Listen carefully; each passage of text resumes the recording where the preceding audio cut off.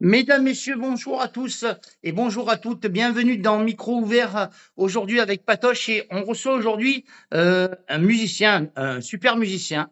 Alors, il va vous parler de sa passion, il va vous parler de comment ça a commencé tout ça. Monsieur Jérôme Desnaux. Bonjour Jérôme, ça va?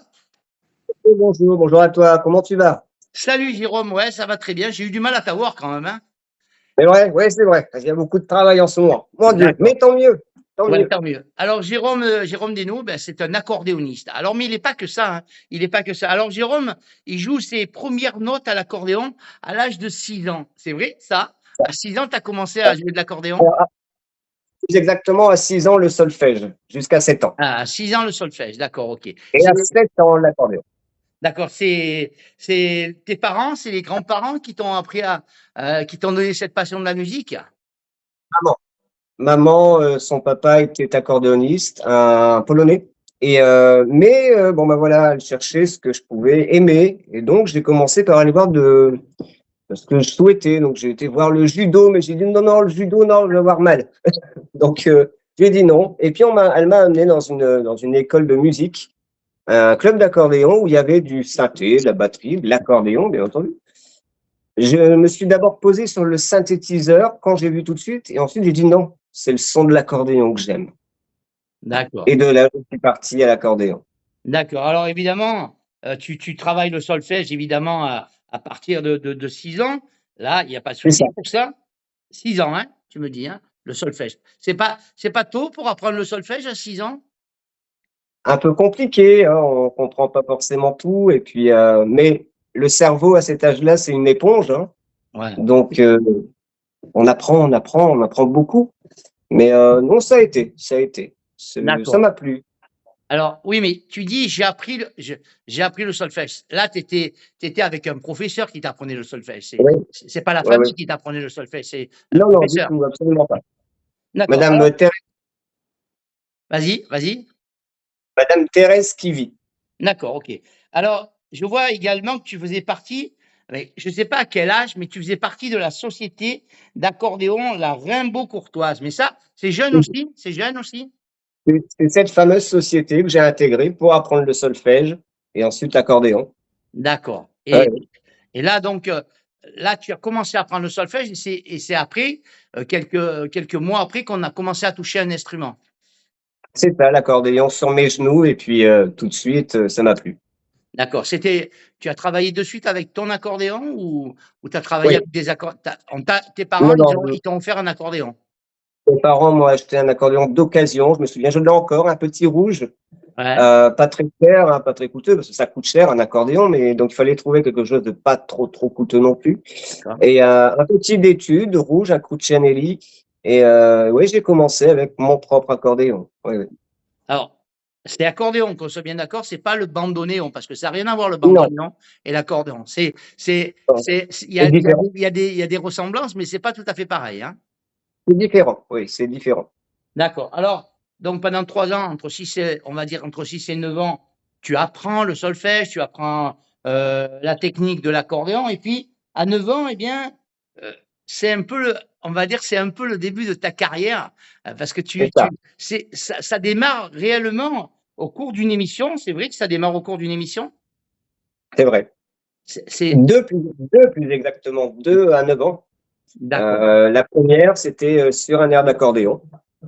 De Michel Prudhomme. Michel Prudhomme faisait ça, oui, faisait ça sur France 3 à l'époque, hein. Euh, et ensuite, la même année, chez Jacques Martin avec l'École des fans et André Verschuren comme invité. D'accord. Jacques Martin, Euh, c'était quoi dans l'émission qu'il faisait le dimanche, là, tous les dimanches? oui, l'École des fans. T'as fait l'école des fans? Oui, Ah ouais, je savais pas, tu vois? Alors tant mieux pour toi, hein, ça t'a permis évidemment, ça t'a peut-être ouvert des portes ces passages-là à la télé? oui, oui. Enfin, je veux dire, ici, dans le Nord-Pas-de-Calais, forcément, je veux dire, c'était très restreint, mais quand même assez large. Dans le Nord-Pas-de-Calais, il y a eu des informations dans le journal, etc. Donc oui, forcément, ça m'a mis en avant à cet âge-là. Mais étant comme je suis, étant élevé peut-être comme je suis, je me suis toujours mis, comment dire, en arrière. J'ai jamais voulu me montrer ou quoi que ce soit D'accord. pour me mettre en avant. J'ai Alors toujours l'école été des comme fans, ça, t'avais quel âge à l'école des fans? 9 ans. Et c'était l'école de fans de qui? De Verschuren? André Verschuren, oui. D'accord, un des grands accordéonistes de notre époque, et Verschuren, Horner, Ouais, tout ça, tous ces gens-là, Maurice Larchange, tout ça, il y en c'est a eu ça. plein de ces comme ça. Et donc, 14 ans, donc là, tu rentres après au conservatoire de Douai. Oui, Alors là, oui. c'est pour améliorer, pour faire quoi exactement? Non, au conservatoire, il n'y a pas d'accordéon. D'accord, Et donc, il fallait choisir un instrument. Donc, je voulais aller au conservatoire, je voulais me perfectionner au niveau solfège. Et là-bas, oui, forcément, il y a une bonne étude de solfège, mais il ouais, fallait un instrument supplémentaire. J'aimais bien le piano. Donc, je suis parti sur le piano. d'accord. Donc si tu voulais, aujourd'hui, tu pourrais, devenir pianiste? J'aurais pu devenir pianiste si j'avais continué sur cette voie-là. Je parle pas pour l'instant, on ne parle pas de pianiste classique, pianiste peut-être dans un orchestre, hein, au synthé Oui, ça aurait pu. au synthé ou un Mais truc comme ça, quoi. au conservatoire, c'est beaucoup classique, hein. D'accord. Alors ça, c'est, on va dire, là, tu avais dans les 10 ans à peu près, c'est ça? Oui, c'est ça, 10, 11 ans. Allez, remontons un petit peu les années, entre 14 et 16 ans, on va dire, hein. Tu es sélectionné par Maurice Larchange pour refaire un truc qui s'appelle les petits prodiges de l'accordéon. Raconte-nous un petit peu. Mais c'est Maurice Larchange qui m'a envoyé une petite carte. Comment il t'a connu? Euh, Il t'a connu comment? il m'a connu par rapport à l'émission de Michel Pruvot. D'accord, ok. La première émission que j'ai fait, parce que j'en ai fait une seconde après, à 12 ans, il me semble. Et c'est D'accord. celle-ci qui a retenu son attention et il m'a envoyé une petite carte en me demandant si je souhaitais intégrer les petits prodiges de l'accordéon avec lui. Et puis, j'ai dit oui. J'ai dit oui. Et là, bon, bah, c'est enregistrement dans un studio à Paris, etc. C'était encore très Et différent. est-ce qu'il y avait d'autres enfants qui sont devenus maintenant des grands accordéonistes? Oui, Éric Bouvel, Ouais, que je euh, connais bien aussi. Domi et Maureen qui fait une sacrée carrière dans le classique, Je mais fait une c'est pas sacrée Domi, carrière. est-ce que c'est pas Domi et Maureen qui est, ah non, c'est je crois, comment elle s'appelle? Fontaine, je me rappelle, Karine Fontaine, Karine Fontaine. qui est devenue accordéon d'or, non? Oui, alors justement, Karine Fontaine était en couple, alors je ne sais pas si elle est encore en couple avec, hein, peu importe la vie privée, mais elle était en couple justement à celui qui organisait tout ça, les petits prodiges à ce moment-là. D'accord, OK. Alors évidemment, 14-16 ans, là tu rentres, alors c'est quoi? C'est des émissions c'était quoi? Des concours qu'il y avait là dans les petits prodiges? C'était des concours ou c'était des émissions qui passaient à la télé? Alors, il y avait des enregistrements d'abord, hein, c'était des compilations, Ouais. avec tous les petits prodiges qui faisaient des compilations. J'en ai fait 4 hein, de compilations. 5 compilations avec les Mais petits moi je prodiges. vois, il Et enregistre 7 titres. oui, sur 4 compilations, ou 5 compilations, je ne sais plus, D'accord, 4 OK. ou 5. Vous étiez plusieurs accordéonistes à participer à ça? C'est ça, c'est plusieurs accordéonistes qui se mettaient dans une compilation des petits D'accord. prodiges. Et avec ces titres enregistrés, on avait la promotion à faire, donc on passait dans des émissions de télévision à Strasbourg, etc. Et voilà comment ça se passait à ce niveau-là, avec des festivals d'accordéon aussi qu'on pouvait faire ensemble. D'accord, OK. Alors évidemment, tu enregistres 7 titres, donc là, Oui. c'est pas encore la consécration, mais ça commence un petit peu à avoir, tu commences Alors, à avoir un petit peu on va dire, de contact, oui, acquérir également un petit peu un peu plus de professionnalisme, on va dire. c'est ça. Ça s'apprend sur le tas avec la longueur. D'accord, OK. Alors 7 titres et puis bon, un jour tu te dis: «Tiens, je vais faire autre chose, je vais créer quelque chose» et tu crées l'orchestre Anacrous. C'est vrai. Alors ça s'est passé comment? Dis-moi un petit peu. Alors, c'est ma professeure de musique, justement, Madame Thérèse Kivi, qui m'a demandé si je voulais pas créer un petit orchestre. Je dis, bah, oui, c'est peut-être le moment pour se parfaire, pour être un petit peu sur la scène, etc. Et donc, il y avait des accordéonistes que j'aimais bien dans la société de l'accordéon. Et je me suis dit, tiens, on va faire un groupe, un petit orchestre, mais d'accordéon avec un seul clavier derrière. 3 accordéonistes, un clavier. Et puis, on se produisait comme ça aux alentours, hein, c'était encore très léger. mais ça a commencé à me permettre de voir la scène différemment. Le bal, la danse, c'était D'accord. encore différent. Alors toi, par contre, tu joues l'accordéon, mais tu chantes ou tu chantes pas en même temps? Je chantonne, je ne dirai jamais que je suis chanteur. Je chantonne. Je vais pas dire que je suis pas juste, ça va, mais je chantonne, je ne suis pas chanteur. Alors Je évidemment laisse ça aux vrais chanteurs. alors ça, la création d'Anna Cruz, c'est en quelle année ça? Je ne saurais pas dire vraiment l'année.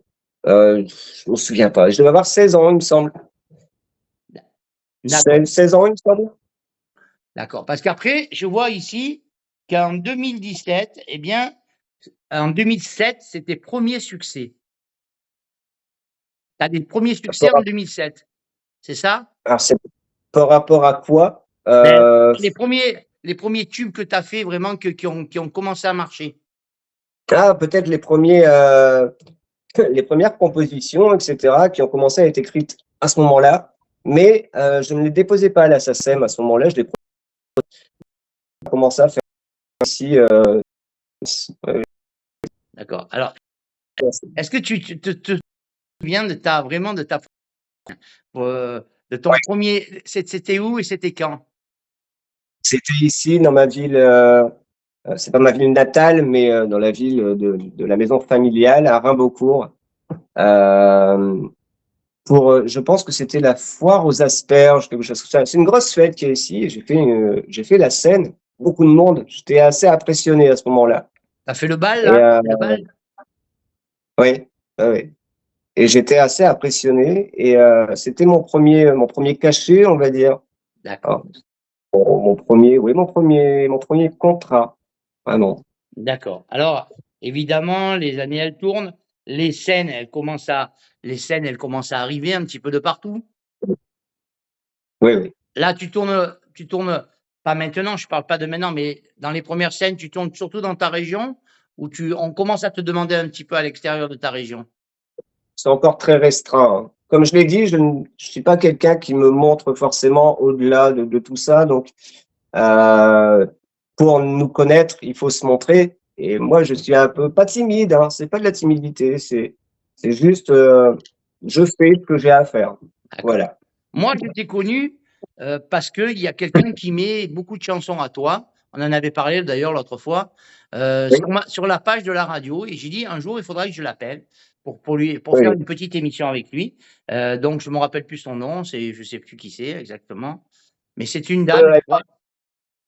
On en avait parlé, mais je me souviens plus non plus Voilà. du prénom. Alors, 2007, c'est les premiers succès. Et puis, là, il y a un petit changement, on va dire. Au niveau d'Anna Cruz, il y a un petit changement. Tu décides de monter ton orchestre à toi et tu crées l'orchestre Jérôme Deno. Voilà. Là, ça a changé. C'était encore différent, avec un seul accordéoniste. 3 accordéonistes, c'était bien, mais pour la danse, pour etc., c'est bien d'avoir une mélodie, pas forcément trop brouiller tout ça, ce qui correspond très bien à une société d'accordéon où il y a plusieurs voix. Mais voilà, pour la scène, etc., un accordéoniste, c'est très bien avec des accompagnants, etc., qui forment le tout. En Donc, sachant que avant ça, il y a eu une petite période d'adolescent où j'ai un petit peu abandonné, mais comme tout adolescent qui abandonne peut-être ce qu'il fait, je me suis mis à la guitare, etc. J'ai un peu laissé de côté l'accordéon. Et puis c'est revenu, comme un boomerang. ok, une Ouais. petite question. Quand tu avais 6, 9 ans, tu arrivais à amener un accordéon à l'école et jouer un petit peu pour les enfants de Ouais, l'école? ouais, ouais. Qu'est-ce qu'ils pensaient de toi? Ils disaient, celui-là, il va arriver à être accordéoniste? Non. Moi, je ne sais pas si à cet âge-là, on pense ce genre de choses. Euh, non, non, mais ils appréciaient l'accordéon. C'est après, à l'adolescence, où bah, les mentalités changent. Donc, on se dit, bah ouais, bah, c'est plus à la mode, machin, etc. Donc, c'est vrai que c'est un peu complexe à ce moment-là. Hein, mais Ouais. c'est vrai qu'à chaque fois que je l'amenais, même au collège, je l'ai amené, ça plaisait. C'est vrai que comme le monde, comme tu dis, le monde a changé un petit peu, et c'est vrai que ben, euh, mais il faut toujours faire ce qu'on a envie. C'est-à-dire que je me comprends. Si tu aimes l'accordéon, quel que soit, il y a toujours un public pour chaque chose. Ok. Exactement. Exactement. Donc C'est exact. il y a un public pour l'accordéon, il y a un public pour les chansons anciennes, il y a un public pour les chansons nouvelles. Donc, moi, j'ai toujours dit, parce qu'il y a des gens qui me disaient, ouais, nanana, tu chantais à la chance aux chansons avec Pascal Sevran, tout ça. Mais j'ai dit, mais c'est des gens qui ont ce style-là et le gardent. Voilà, ils veulent faire apprécier leur style, pas être obligés de changer pour les autres. Voilà, c'est ça. Pas forcément plaire à tout le monde, mais bien au public qui ressent quelque chose. D'accord. Alors, évidemment, tu crées un orchestre, donc pour ça, il faut des musiciens. C'est difficile à trouver au départ de s'organiser. Ça a été puisqu'il y avait, justement, il y avait la société de l'accordéon, où il y avait des claviers, où il y avait tout ça. Donc, je l'ai un peu cherché là-bas D'accord. pour pouvoir faire ça. Donc là, ça a été encore. C'est par la suite, ça a été un peu plus compliqué, oui, c'est vrai. Puis, Trouver des éléments. voilà, puis te connaissais aussi, hein. Oui, c'est ça aussi. Donc, il y a une complicité. D'accord. Alors, évidemment, on continue un petit peu les années, on continue un petit peu les années, et tu fais évidemment pas mal de scènes, pas mal de balles un peu à Oui, droite, à gauche. Tu commences peut-être un peu à sortir de ton département à ce moment-là. oui. Ça a commencé là, Picardie, un peu plus loin, Alsace. D'accord. Ensuite, eh bien, il y a quelque chose qui se passe. Il y a dans ta société d'accordéon, qui s'appelle comment d'ailleurs? La Rimbaud-Courtoise, La société d'accordéon Rimbaud Courtoise. Là, c'est tu as ça. c'est pas une chance, mais c'est un bonheur pour toi parce que, quelque part, même s'il y a un peu de tristesse parce que la personne s'en va, mais toi, tu arrives et tu deviens un petit peu le professeur d'accordéon de la société. Oui, j'ai repris la société d'accordéon. Oui, Donc, tu es devenu le chef d'orchestre en fin de compte. c'est ça, c'est ça. Mais la société d'accordéon, elle faisait aussi des spectacles ou c'était juste pour apprendre?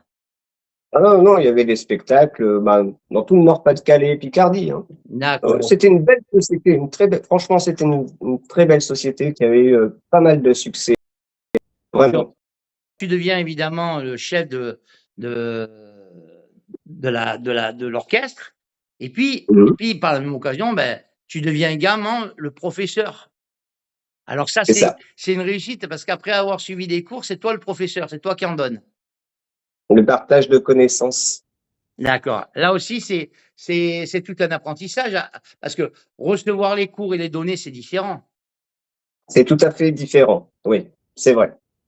C'est autre chose, c'est autre chose, mais je m'y suis donné et j'ai fait passer des concours à mes élèves, qui les ont tous réussi à chaque fois Oui, et j'ai vu qu'il y c'était avait une eu belle. des premiers prix, hein. Ah ouais, des premiers prix et coupes, et cetera. Il y en a un, même 2 ils avaient des morceaux très complexes, et ils avaient 1 an ou 2 ans d'apprentissage. J'ai réussi quand même à les faire gagner, ils étaient très contents et c'est une satisfaction. D'accord. Alors, la vie d'accordéoniste, c'est pas évident. Est-ce qu'on arrive à avoir, on arrive à avoir du temps libre pour soi? Est-ce que quand on est toujours musique, musique, ou on arrive à décompresser, à prendre de l'instant pour soi-même, pour sa famille également? Parce que je pense que tu as une famille, tu as peut-être des enfants, je sais pas. Oui, j'ai une fille, oui, aussi, oui. Donc, Oui, oui. est-ce que tu arrives à quand même à prendre du temps pour la famille? Alors déjà décompresser, je décompresse tout le temps. Quand je joue, je décompresse, c'est éternel finalement. J'essaie de trouver du temps, oui, bien le soir quand je peux, le matin, mais sinon c'est vrai que ça n'arrête pas, hein, mais c'est épanouissant, hein. C'est très épanouissant et on apprend tout le temps, il y a toujours de nouvelles créations à faire, c'est comme n'importe quel artiste finalement et c'est très épanouissant, Oui, mais après, vraiment. il faut quand même, à un moment, des fois, il faut quand même faire une petite coupure. Oui, il y a des petites pauses qui s'imposent, c'est vrai, parce que oui, il faut s'occuper aussi de d'autres choses, ne pas rester trop cloîtré dans tout ça, sinon on ne vit pas autre chose justement. D'accord. Euh, mais il y a des moments où ça n'arrête pas et où la création est tellement là, ancrée dans la tête, qu'il faut que ça sorte. Il faut absolument que ça sorte. Alors, il faut écrire, il faut composer, il faut jouer, faut améliorer Alors et là, ça, on peut pas l'empêcher. voilà, tu es accordéoniste, évidemment. Maintenant, je comprends avec tes paroles que tu es également compositeur. Tu as composé Oui. beaucoup de chansons, Il faut en avoir une centaine à peu près. une centaine, Oui. que tu as enregistrées après sur disque ou... Les 3 quarts ont été enregistrés. D'accord. Alors, Jérôme Desnos, c'est combien d'albums qui sont sortis? Alors, depuis le début, il y en a que j'ai pas forcément promotionné, mais je pense qu'on n'est pas loin de entre 11 et 12, sans compter les compilations avec Maurice Larchange. D'accord. Alors, Ouais, justement, j'ai vu que ben, c'est un peu ton parrain, Maurice Larchange. C'est un peu ton parrain, Maurice Larchange. Maurice Larchange, oui, c'est mon deuxième parrain musical. Mon premier, c'est Michel Pruvot. Alors, la rencontre avec Maurice Larchange. C'était étonnant. Ouais, Je suis allé dans son studio d'enregistrement à Paris. Et ouais. lui, il est arrivé en vélo, tranquille, mais un homme simple, mais simple. On ne peut plus simple. J'ai énormément apprécié ça. Énormément. Et donc, par ce fait, tu as appris à connaître également d'autres accordéonistes, comme Michel Pruvot également. Bien sûr. Alors, Michel Pruvot et Maurice Larchange, ce sont deux personnalités très différentes, hein. C'est très différent. Ce sont deux personnalités, deux états d'esprit différentes, mais qui se complètent. Ils se complètent. On peut apprendre beaucoup d'eux. Qu'est-ce que ça fait d'approcher des grands accordéonistes et de sentir que petit à petit, tu rentres dans le milieu des grands de l'accordéon? Je sais pas, j'ai jamais ressenti, je sais pas comment expliquer. Peut-être à part, je sais pas, mais j'ai jamais ressenti le fait de rentrer dans quelque chose où il y a de la célébrité, des paillettes, des machins. Je le fais tellement avec cœur que tout me semble naturel. Même en croisant Michel Pruvot, je le vois de temps en temps, je vais chez lui, je lui parle. Ça me semble tellement naturel, en fait, en être humain, tout simplement. D'accord. Il y a de l'amitié, de la fidélité. Oui, et Et, du respect, beaucoup de respect. et qu'est-ce que tu penses, toi, de la fidélité? Comment elle se prouve vis-à-vis des gens? Par exemple, ben, comment tu pourrais prouver, toi, ta fidélité à des gens comme Michel Pruvot ou Maurice Larchange? Comment tu as prouvé ta fidélité? Alors, je n'ai pas cherché à la prouver. Je pense qu'il s'en est rendu compte de toute façon et que chacun peut se rendre compte. Euh, quand il y a quelqu'un à qui j'ai vraiment des affinités, euh, et avec qui, bah oui, il y a une fidélité, etc., une amitié, euh, je reste toujours, en fait, je ne m'en vais pas, je ne retourne pas ma veste. D'ailleurs, je ne retourne jamais ma veste. Je trouve ça un peu stupide. Euh, je pense qu'il a constaté aussi du fait que ben, je préfère aller dans ces émissions de télévision et ne faire que les siennes. Ne pas m'éparpiller et aller là où mon cœur me guide. D'accord. Alors, je vais rester encore quelques secondes sur la fidélité. Comment on peut faire pour te prouver notre fidélité? Si moi, je voudrais te prouver ma fidélité et mon amitié, comment je peux faire pour être ami avec toi, par exemple? Ne pas changer. D'accord. Ne jamais changer. Ne pas avoir de masque. Voilà. Si quelqu'un te fait une crasse, tu es rancunier? Je, je pardonne. Je pardonnais énormément et très facilement avant et régulièrement, même si la personne faisait énormément de crasse, je me disais toujours, mais elle va changer. Elle va changer. C'est pas le cas. Au fil du temps, on apprend que c'est pas le cas. Et, euh, et donc, oui, quand on me fait une crasse, je pardonne quand même. Une fois. Je dis, voilà, tu as peut-être fait une erreur. Ça arrive. Tout le monde fait des erreurs. Maintenant, si elle la reproduit, cette erreur, ou si elle en fait des plus violentes, stop. Stop, je veux pas avoir mal en plus. Je ne peux pas, je ne veux pas. D'accord. Alors, évidemment, c'est pas facile, hein, ce qu'est-ce que tu penses de ce milieu artistique? C'est un milieu dur quand même, c'est un milieu, pas facile, parce qu'il y a des gens qui se disent: «Ah ouais, c'est bon, ils chantent, ils jouent de l'accordéon, ouais, ça va, c'est clean, c'est sympa», mais c'est quand même un métier, c'est quand même, on va dire, c'est ta passion, mais c'est quand même devenu ton métier et c'est quand même pas facile. C'est quand même pas facile. Non, non, la mentalité, c'est assez complexe. Après, je parle de mon milieu, hein, Ouais, ouais, accordéon, ouais. mais je connais aussi d'autres artistes de différents instruments, guitare, etc. Mais c'est vrai que le milieu de l'accordéon, et c'est pas une simple réputation, c'est le cas. C'est vraiment un milieu terrible. C'est un peu la jungle, quoi. Plus que ça. Ah oui, non, mais c'est beaucoup de façades, justement, beaucoup de masques, beaucoup de. Ouais, c'est compliqué. Et c'est pas ton C'est truc à toi, justement, tout à l'heure. Tu dis, c'est pas changer de masque, justement, hein. C'est ça. Et j'en ai connu. Forcément, et j'aime aussi connaître l'être humain. Et donc, forcément, je vois ce qui se passe, j'entends, j'écoute, je vois l'évolution des gens et c'est dur. C'est un milieu, il faut quasiment pas avoir de conscience si on veut être bien avec tout le monde. d'accord. Ok. Alors, Jérôme, tu vois, vite que vite, ça passe déjà presque 30 minutes qu'on est ensemble. Ouais. Dis-moi alors tes projets là pour la fin de l'année. Où c'est qu'on peut te voir et où c'est qu'on peut aller danser, on peut aller te voir jouer. Où c'est qu'on peut aller? Alors, pour le moment, il y a un CD en préparation, il doit être fini vendredi. Ça, je suis en train d'enregistrer là dans le studio. D'accord, ça c'est Donc ça, c'est ça c'est le studio, mais en extérieur ou en salle, tu vas jouer où et quand? je fais beaucoup moins de prestations extérieures depuis le Covid, hein. Il y a eu un gros changement en ce qui me concerne depuis le Covid. Je continue les balles, je continue les prestations extérieures, mais beaucoup moins. Beaucoup moins. Donc là, j'ai le Beaujolais nouveau qui arrive, mais c'est dans un bar. Un petit truc très sympa, très familial. Est-ce que tu penses Euh, que le Covid, ça, ça fait baisser les prestations, tout ça, ou alors toi, tu en as profité pour travailler autre chose? pour moi, oui. Mais je pense que j'aurais pu retourner dans les balles comme je faisais avant, en faire énormément à l'année.